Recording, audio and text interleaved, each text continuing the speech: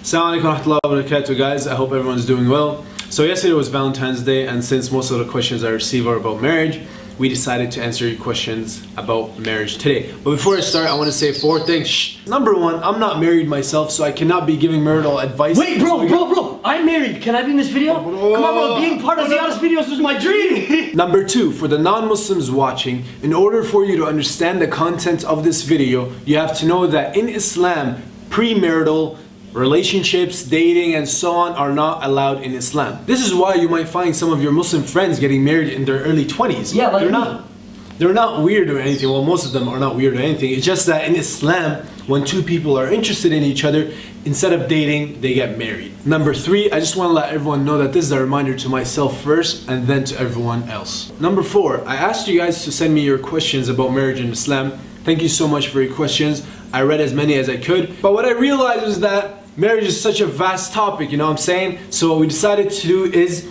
make a series out of it. I have my great friend Imran Salha here, who's a good friend of mine, and he's married, so he'll have some experience, unlike me. Let's hope so. Yeah. Let's start off with a typical story. A guy goes to his parents. Mom, Dad, I want to get married. They say no. He goes on Facebook. I hate my parents. I hate my life. They're making the halal difficult and the haram more easy. But relax, calm down, or as my father always says, طويل بنطلونك.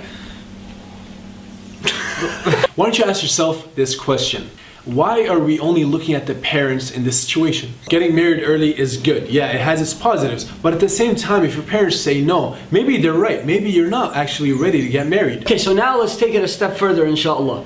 You got past the obstacle of your parents, they're convinced, and you go now to see the girl's parents. And then what happens? Her parents reject you. And then you get so upset, and then you start to say, but the Prophet said if I have khuluq and deen, then you should accept me, and I have khuluq and I have deen. You know what? Society is so corrupt, and I hate society and all of these things. Again, just like Ziyara said before, you gotta turn the lens back on yourself and say, wait, maybe I really am not ready.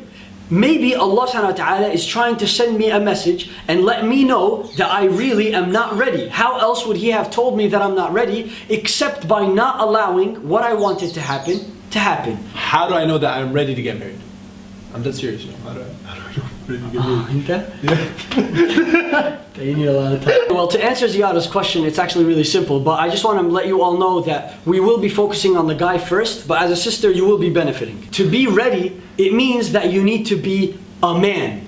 Alright? So now, here's the next question that you're going to ask me. What does it mean to be a man? Well, we're going to answer that, and we are going to find out what is the true definition of manhood. Because of the movies nowadays, they made us believe that real men are like, you know, that the guys who are like, let me tell you something.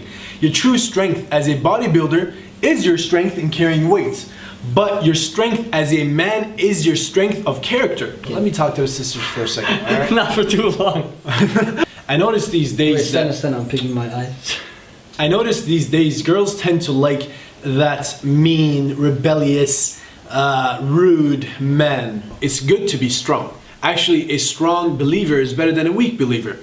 But, sister, you would rather have a man who is not strong, but at the same time knows how to speak in front of men, who has a sense of maturity and responsibility. I always get messages from guys who are insecure about their physical appearance, their looks, etc. I want you to remember one thing. Mature girls will look for maturity. They will look for your responsibility, your personality, how it is. Are you a good guy? Are you a bad guy? But girls who are just looking for muscles, they will only look for muscles. Guys, for example, Uthman bin Affan, a companion of the Prophet Muhammad, he wasn't known to be a strong man, even though he was a king of an empire. If he would say one word, it's gonna hit home. He doesn't just talk for nothing. So when they were about to assassinate him, and a man jumped through his window, an Egyptian man jumped through his window, and he grabbed Uthman bin Affan's beard. Uthman bin Affan didn't punch him. He didn't do anything. You know what he said? Look at the choice of words that they use. He said, "Da'ha fa inna abaka kana yukrimuha." Leave it. Your dad used to honor this beard. The man shook. he ran away and he jumped out of the window. So look at the choice of words. You want a man who knows how to speak. Let's take a look at an example at someone who we all see as a strong man. Umar ibn Khattab radiallahu anhu. In the time when he was the Khalifa radiallahu anhu, there was a Sahabi who he had problems with his wife. His wife was yelling at him. So what did he say? He said, you know what, I'm going to go tell Amir al-Mu'mineen, Umar al-Khattab on you. So then he goes to Umar al-Khattab and he's standing in front of his door, and what does he hear? He hears that Umar ibn Khattab radiallahu anhu's wife is yelling at him. So then he just walked away. So when he was walking away, Umar al-Khattab from the window, he saw that a man came to his door and walked away. So he thought it was a spy. So he opened the door and he said, who are you?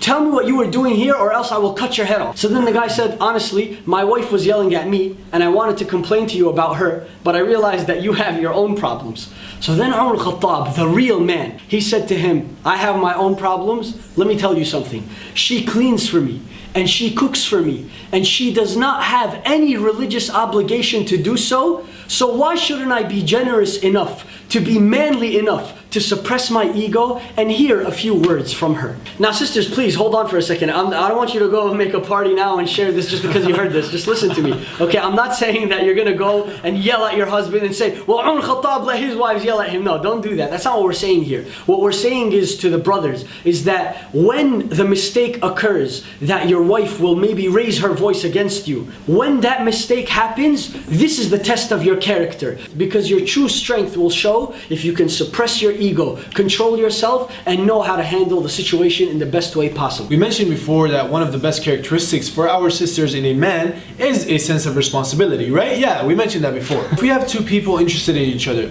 how do they know that the man is responsible enough to take on this relationship? You have to look at the guy's circumstances in life. Does he work? Does he struggle to get his money? When he does get his money, does he waste his money? Or does he know how to use his money and how to save it? Is he a student? We're not saying he has to be a 4.0 GPA, but we just want to know, whatever responsibilities that he has now, is he taking care of them? That's how you will know if he will take care of you as a responsibility. Before I speak to the brothers, I just want to address the parents with something really small. A lot of parents nowadays, they spoon feed their children with everything. It's okay to let them make minor decisions in their life so they can train to make major decisions in the future. It's okay to let them deal with small problems here and there on their own. And then if they can't deal with it, you can help them. And I feel like these things will help them reach the goal of becoming very responsible when they grow up. Now my brothers, the best thing for you to gain a strong sense of responsibility, and wallahi, you will not find a better way, I promise you, is by finding responsible friends. Look, I always refer to friends in my videos. I always tell you, if you want to fix this, find good friends.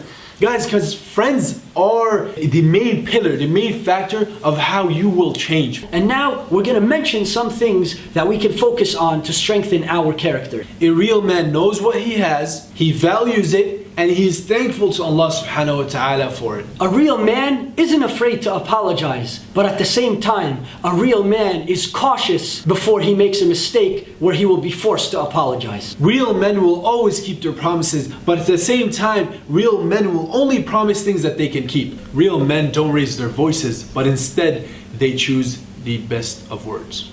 Real men will never be judgmental of others, but at the same time, real men will never compromise their principles. And real men will always be better in private than they are in public.